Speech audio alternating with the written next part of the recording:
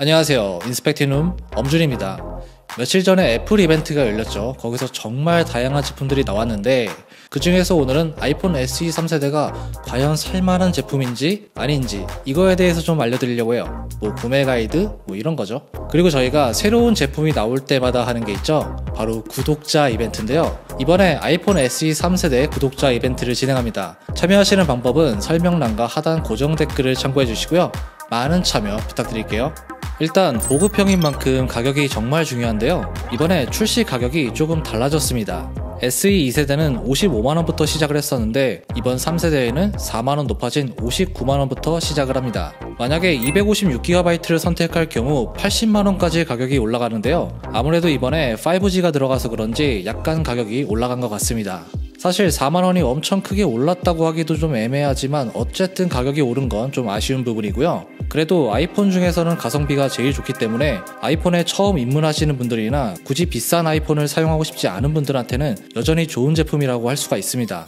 용량 같은 경우는 3가지가 있는데요. 64GB는 앱을 좀 깔고 사진이나 영상을 좀 찍다 보면은 금방 차게 됩니다. 사용 패턴에 따라서 다르겠지만 일반적인 분들이라면 256GB는 가격도 그렇고 살짝 과하다 이런 생각이 들고요. 일반적인 분들이 128GB를 선택하면 특별히 용량 걱정 없이 사용할 수가 있을 겁니다. 이번 SE 3세대는 역시나 기존 2세대와 동일한 디자인으로 출시를 했습니다. 4.7인치 LCD 디스플레이에 홈 버튼이 들어가 있습니다. 이건 아이폰 8의 베이스를 가진 디자인인데요. 솔직히 최신 스마트폰 느낌은 좀 덜 나죠? 만약에 최신 스마트폰 느낌을 원하신다면 SE 3세대는 아마 맞지 않을 것 같고요. 또 요새는 유튜브나 넷플릭스 같은 영상 콘텐츠를 굉장히 많이 보는데 화면이 작다 보니까 영상을 볼 때 답답한 느낌이 있습니다.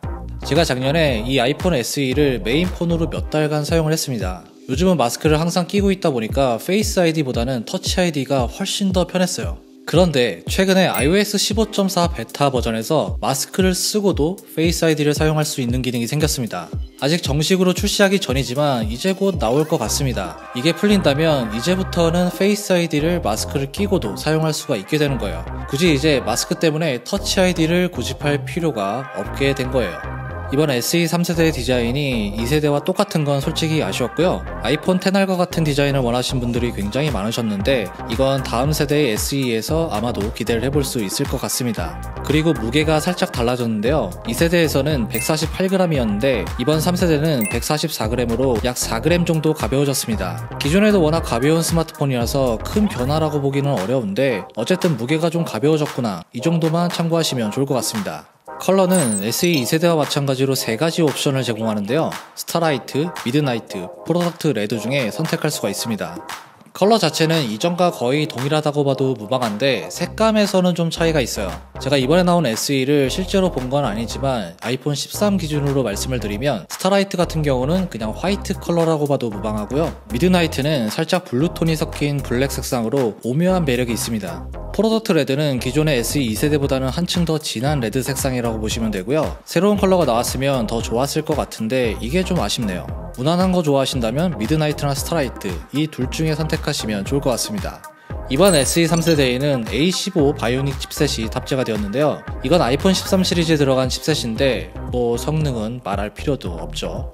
그런데 여기서 여러분들이 알고 계셔야 되는 게 있는데요. 아이폰 13과 13 프로 라인업에 들어간 칩셋이 같은 이름을 갖고 있지만 GPU 코어의 개수가 다릅니다. 아이폰 13 프로 라인업에는 5개의 코어가 들어가 있고요. 일반 라인업에는 4개의 코어가 들어가 있습니다. SE 3세대는 마찬가지로 4개의 코어를 가진 GPU가 탑재가 되었고요. 엄밀히 말하면 아이폰 13 일반 라인업과 같은 칩셋이 들어간 거죠.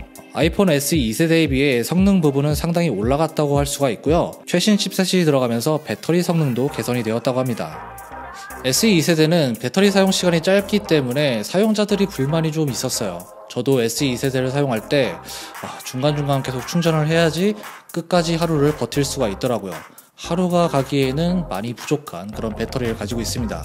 그런데 3세대의 경우는 2세대보다는 배터리 사용 시간이 조금 더 늘어났다고 하는데요. 스펙시트를 보면 SE 3세대가 2세대보다 동영상 재생 시간은 2시간이 더 가능하다고 나와 있어요. 그리고 오디오 재생 시간은 10시간이 더 늘어난 걸 확인할 수가 있습니다. 엄청나게 늘어난 건 아니라고 해도 영상을 많이 보시는 분들이라면 어느 정도는 체감이 될 법한 수준으로 보입니다. 하지만 이번에 5G도 지원을 하고 그래서 단순히 칩셋으로 인해서 배터리 사용 시간이 올라가게 되었다라고 보기에는 살짝 힘든 부분도 있는데요. 최근 일부 소문에 따르면 SE 3세대에는 물리적으로 용량이 더 큰 배터리가 들어가 있다는 얘기도 있습니다. 이건 아직 정확한 건 아니에요. 아이폰을 분해해봐야지 알 수 있기 때문에 출시 후에 이 부분에 대해서는 조금 더 자세히 알아보도록 할게요. 오늘 영상은 노드 VPN의 지원을 받아서 제작을 하게 되었는데요. 잠깐 광고 하나 보고 가실게요.